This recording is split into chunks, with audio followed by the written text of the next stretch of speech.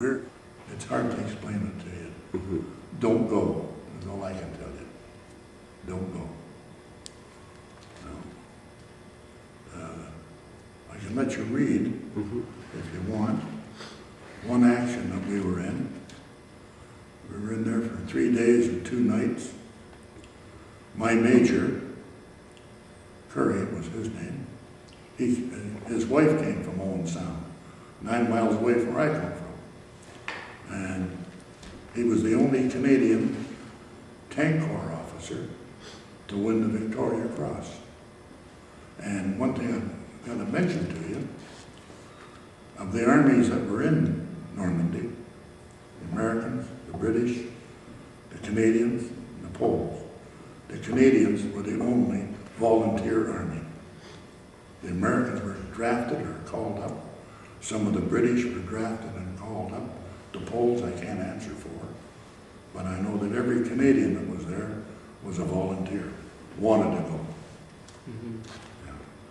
Yeah. So you said that you went to Normandy a week after the initial D-Day invasion. There's no room for us. Right. Did you hear about the struggles that your fellow soldiers were having on the beach? Oh, absolutely. You see it. And did that kind of generate any fear or concern? It generates concern, John. But it's hard to explain today. I'm from a different age group, a different era. We came through a depression, and we worked hard all our lives. And we did as we were told. If the teacher told us to do something, we did it. We didn't question it. That age, nothing much scares you. You were scared, too nervous to be scared a lot of times. And I remember the sergeant that we had, a good guy, and when we finished that afternoon, we pulled in to have a scoff, a cup of tea, and a sandwich or something. And I guess I was trembling a little bit. And he lit a smoke, and I said, "Here, have a smoke." I said, "I don't smoke." He said, "You do now. Have one." So I took one just to calm me down a bit. Because none of us are brave, but we do what we were trained to do, and we do it. We do it without thinking. If you follow your training, you'll make it. If you don't, well, there's a lot of luck too, you know. We're just lucky to be here. Your unit pretty well went from Normandy through to right through to the Netherlands. To Germany. Right through to Germany. On the way. In Germany. Okay. Did you go through the You did go through the Netherlands. Holland, yeah. Okay. Are there any particular instances you might remember there? Maybe interactions with civilians. I know that Canadian troops were very welcomed as they went through. They liberated their country. Yeah. Do you remember some of your The Germans wouldn't even allow them to have a camera. They were very strict with them. They had no food. And as a matter of fact, the one captain, Farley Mullet, was instrumental, him and another chap, were instrumental when we were in Holland for stopping the war for 1 day. So our planes could come over and drop food to them. They were starving, literally right on the streets, laying there dying. So that's what Farley Mullet did. He was a captain, and he was down in Italy during his time, and then they come back up to us, and that was around Nijmegen. That was in the late fall or winter of '45. And Captain Mullet and this other man, they arranged through the German army, stop the war for 1 day, so we can give these poor people some food. And that's what happened. The planes came over and dropped the food out. They got their food and helped them.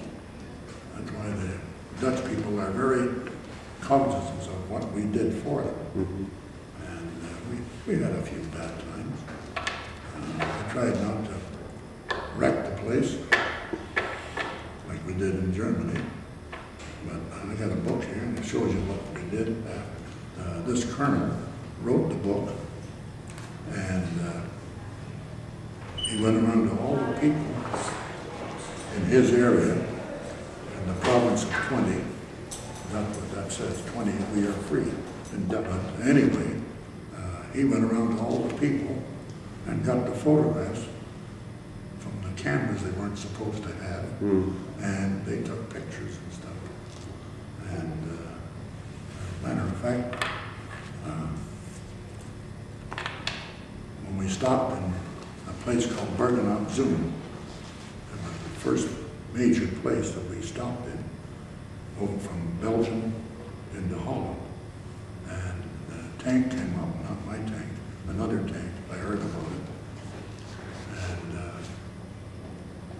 the kids were right there, and were climbing on the tank and everything. And this young boy, 8 or 9 years old, and his sister were standing in front of the Stewart tank. And he was getting up into the tank, and he grabbed the bow gun, and it went like that. And there's no guard on the trigger. It hit the co-driver's knee, the machine gun went off, and killed 2 of the children. Accidents will happen. And in September and October, what's up, October of 44, and we were in and out of Germany. The border runs like this. And one day you're in Germany, next day you're in Holland. And I'll be honest with you, I didn't know where the hell it was half the time. Because the sergeant that we had, he's got the maps and he knows where we're going. And he just tells me a building in Germany, we were clearing the place out. And on the wall was a map. It might have been a school, I remember. It was a big building anyway. And there was a map. And he had Canada picked out. Hitler had southern Ontario. Goring had the East Coast. Goebbels had the Midwest. They were coming. So they thought. We made sure they didn't. And but anyway, they had Canada picked out and distributed. Who was going to be in charge? Well, we had a big shootout over the Rhine from a place called Cleef, and the Rhine River's here, and we were preparing and assisting the infantry to go across. So in order to do that, we lined up our regiment with all the guns and fired all the guns. We had a big shootout, and into a place called, not exactly, long time ago. Anyway, right across the river. I'll think of it in a minute. And we fired our guns into there, and of course blew them up, got rid of them, so that our troops could safely go across. And they built a bridge, the engineers did, and it was on small boats, like a 16 or 20 foot boat, with an outboard motor on them, because the current's coming down. So what they did was they sat in the boats and they kept the motors running to keep the bridge straight, and we drove over the bridge right across the Rhine River, which is from, well, further from here to that gas station. And you're in there driving on the tank, and you're going across, and we got across the other side, and damn near had the name of that town. And anyway, we got across, and that helped out the infantry then. We always worked together with them. See, in England, part of your training was to realize how the infantry operated, and they realized how we operated.